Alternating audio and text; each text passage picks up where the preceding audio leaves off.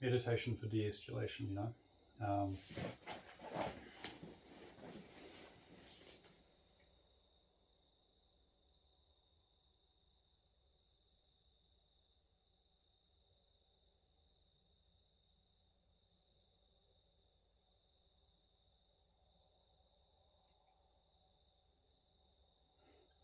So I usually follow a pretty standard Qigong practice, but I think I take it, perhaps one step further or a few steps further,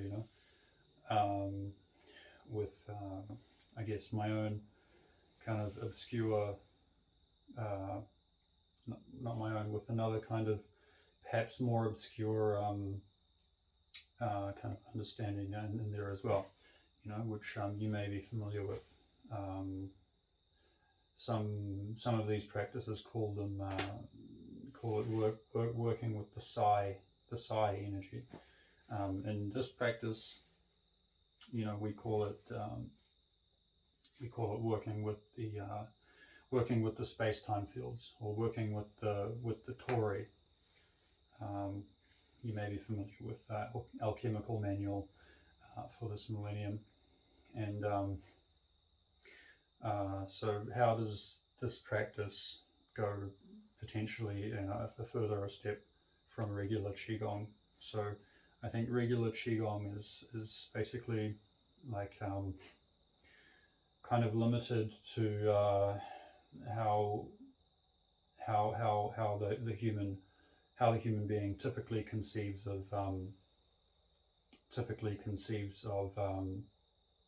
the elements kind of at play, and it can be a little bit too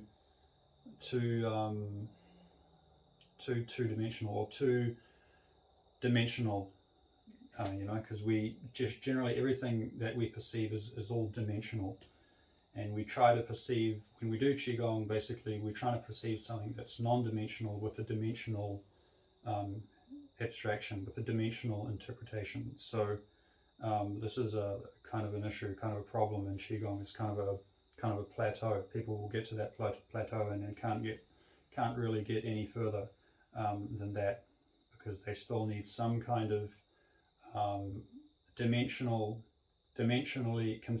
dimensional way to get it. But really it's just through pure experience, and then it comes to something that's really non-dimensional. And in this way we just try to look at things in terms of dimensional, and then non-dimensional, and then kind of infinite gradients in either way. So there's really the dimensional and non-dimensional is always relative to your frame of reference. So how do we take it a little bit further? For most people, I think Qigong will probably stop at separating yin and yang.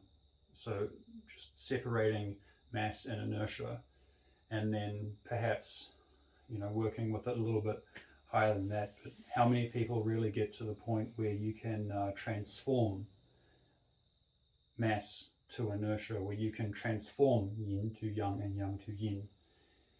And that's really how you actually mix yin and yang. It's not that you are mixing, it's that you are transforming. Is that there is an economy here. There is in this practice, Alchemical Manual refers to, it's called a line of economy. So we develop these lines of economy in the body, and this can be done very, very well through very just traditional kung fu, I Ching Ching practice, very traditional Qigong practice. So really we should stick very close to the people that are that really teach things traditionally the right way.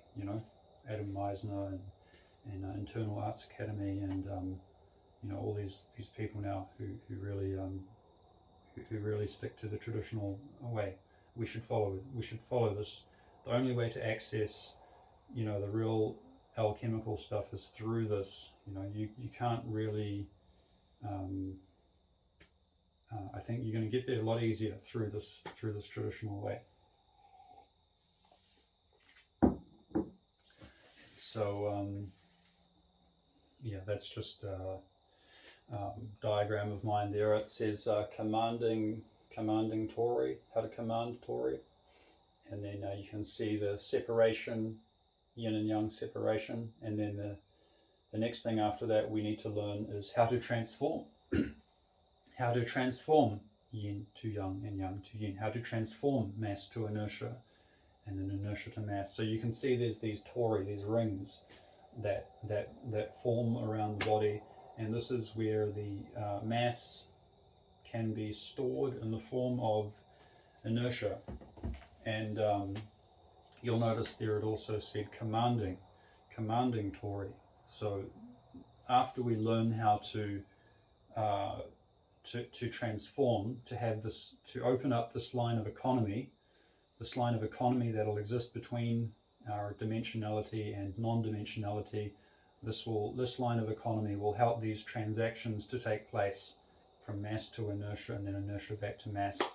And basically, another way you can think of it is like, you know, every atom in your body, it has like an inlet valve, and you can consciously control that inlet valve, but you always need to have it's like the sphincter muscles on the different orifices in your body. They have those sphincters. So it's kind of like something like that in the atoms and the mechanism of your body that you are controlling. So you can basically charge up every atom, kind of like a flywheel, and then that pressure will have to come back through that valve at some point. So commanding tori, you know, actually, when we understand this line of economy, we can sit here, we can allow these transactions to take place. We can do, you know, we can activate the Dantian more to kind of work with this. So now the next thing is actually commanding the tori. How do you command the tori? How do you program the tori to perform various tasks, such as, you know, I have a broken knuckle here because you know, one time when I was in a not so good relationship with a girl, you know, and things got tense, and I was threatened, and I didn't like being threatened, and I got angry, and I hit myself in the head many times, and it's not the first time I did that, you know, just to try and prove a point to someone, you know. And so I had to really grow past that and really, you know, cultivate myself kind of beyond such a low level, you know. And so I can also, you know, command tori to start circulating around that, and command those tori with the right frequency, the right vibration, the right speed to start to heal that injury. Okay, and so we have to learn how do we command the tori around the body. Okay, and so the next thing, so let's just get to the point, is this is a meditation to de-escalate the situation and to help to de-escalate the situation in Ukraine.